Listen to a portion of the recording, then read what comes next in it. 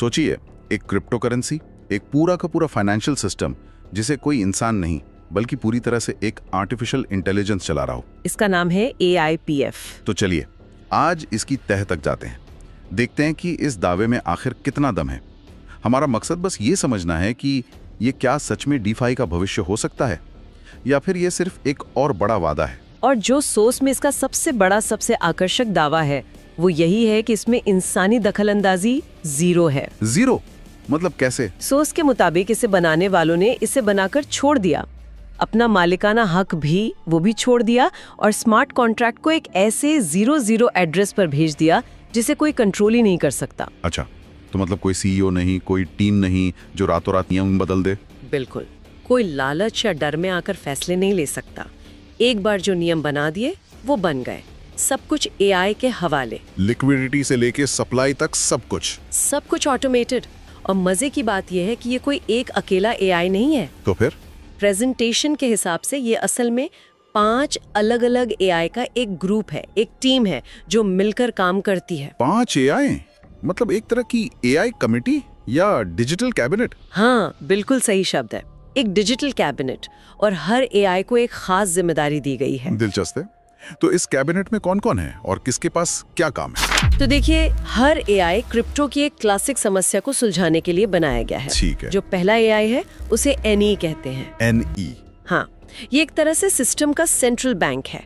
कब नए कॉइन बनाने हैं और कब मार्केट से कॉइन वापस खरीदकर उन्हें जला देना है, मतलब सप्लाई को कंट्रोल करना, ये सब उसी का काम है। ठीक है, तो एक हो गया सप्लाई कंट्रोलर, ताकि बहुत ज्यादा कॉइन मार्केट में आके कीमत न गिरा दे। बिल्कुल।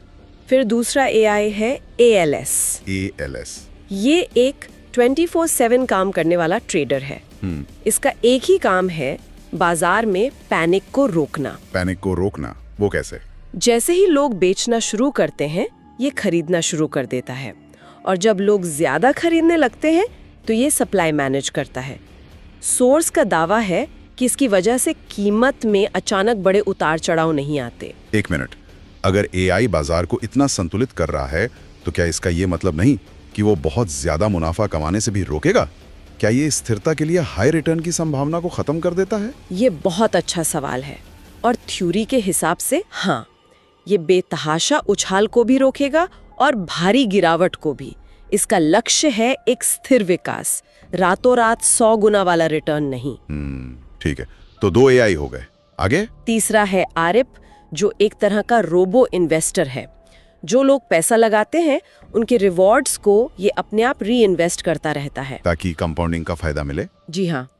चौथा है SIG, यानी सिस्टम का खजांची। ये प्रोजेक्ट की ट्रेजरी को मैनेज करता है।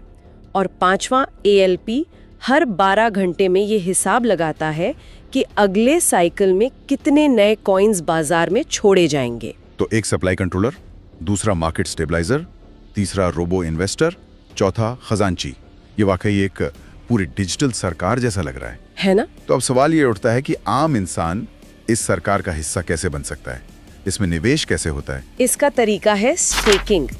मतलब सोर्स बताता है कि लोग AIPF कॉइन खरीदते हैं और उन्हें सिस्टम में एक तरह से लॉक कर देते हैं, और उस लॉकिंग के बदले रिवॉर्ड मिलता है। हाँ, और रिवॉर्ड इस बात पर निर्भर करता है कि कॉइन कितने समय के लिए लॉक किए गए हैं। मतलब जितना लंबा कमिटमेंट उतना बड़ा फायदा। बिल्कुल।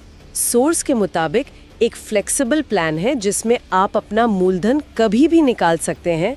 उस पर रोजाना 0.6% का रिटर्न है। 0.6% रोजाना? हाँ, लेकिन अगर कोई 360 दिनों के लिए, मतलब करीब 1 साल के लिए अपने कॉइन्स लॉक करता है तो उसे रोजाना 1% का रिवॉर्ड मिलता है। 1% रोजाना?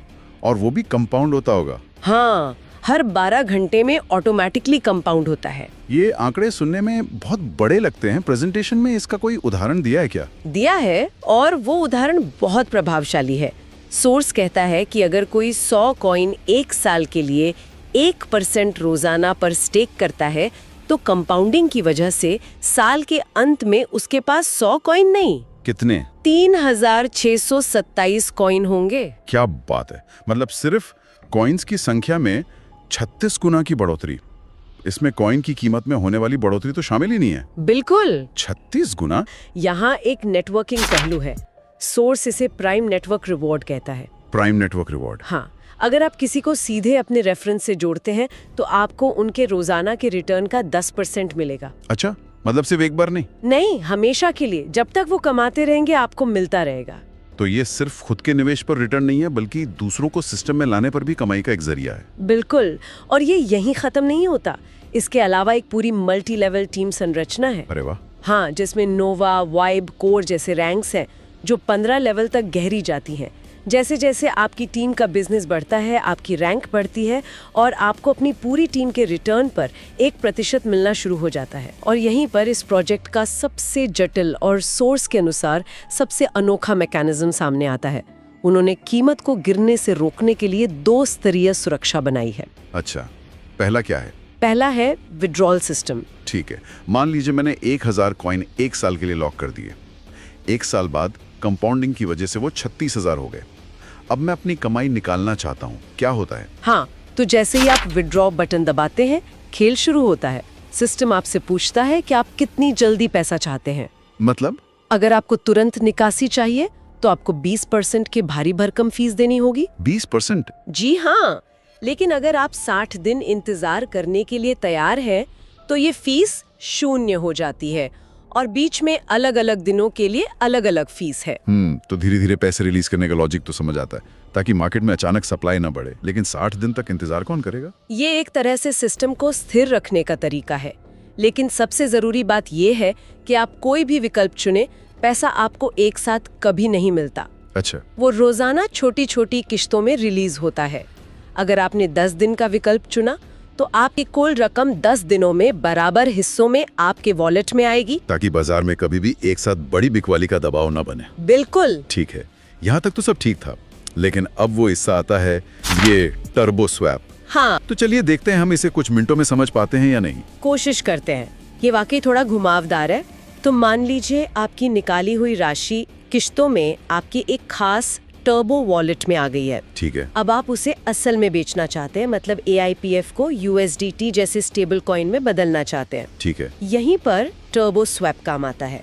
बेचने की प्रक्रिया शुरू करने के लिए सिस्टम एक शर्त रखता है। क्या शर्त? शर्त ये है कि जितने डॉलर के AIPF कॉइन आप बेचना चाहते हैं, उतने ही डॉलर के USDT आपके बाहरी वॉलेट जैसे ट्रस्ट वॉलेट या मेटामास्क में पहले से होने चाहिए। 1 मिनट, क्या अगर मुझे $100 के AIPF बेचने हैं तो मेरे वॉलेट में पहले से 100 USDT होने चाहिए?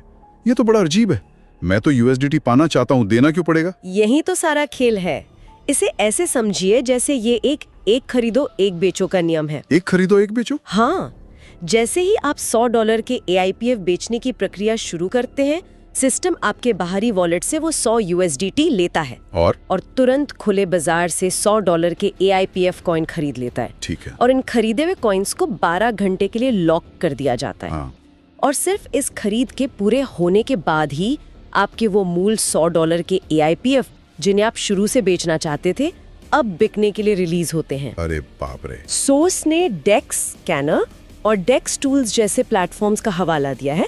दावे के मुताबिक 100% लिक्विडिटी लॉक्ड है, जिसका मतलब है कि डेवलपर्स पैसा लेके भाग नहीं सकते। ये तो अच्छी बात है। और कॉन्ट्रैक्ट मिंटेबल नहीं है, यानी कोई अपनी मर्जी से नए कॉइन बनाकर सिस्टम में नहीं डाल सकता और कोई छिपा हुआ मालिक भी नहीं है। तो इस पूरी चर्चा को अगर हम समेटें, हमने AIPF नाम के एक प्रोजेक्ट की गहराई से पड़ताल की, जो पूरी तरह से AI द्वारा चलाए जाने वाले एक DeFi इकोसिस्टम का वादा करता है। और इसमें स्थिरता और विकास के लिए बहुत जटिल और अनोखे तंत्र बनाए गए हैं। इसका तकनीकी डिजाइन, खासतौर पर इसका विड्रॉल सिस्टम और ये टर्बो स्वैप, सप्लाई और डिमांड को काबू में रखने का एक बहुत ही साहसिक प्रयास है। नतीजा चाहे जो भी हो, ये टोकन इकोनॉमिक्स में एक आकर्षक केस स्टडी तो है ही कि कैसे एक सिस्टम खुद को इंसानी भावनाओं के असर से बचाने की कोशिश कर सकता है। और अगर हम सिर्फ सोर्स मटेरियल के नजरिए से देखें तो ये एक ऐसा मौका है जो जिंदगी बदल सकता है। क्रिप्टो की अगली बड़ी क्रांति। हाँ, जो अपने शुरुआती निवेशकों को माला माल कर सकती है। अंत में इस प्रोजेक्ट का पूरा आधार इस एक विचार पर टिका है कि एक परफेक्ट तरीके से डिजाइन किया गया ऑटोमेटेड AI एल्गोरिथम एक स्थायी और लगातार बढ़ने वाला वित्तीय सिस्टम बना सकता है, क्योंकि उसमें से इंसानी भावनाओं की खामियों जैसे लालच और डर को निकाल दिया गया है। लेकिन यहाँ एक बड़ा सवाल सोचने के लिए रह जाता है।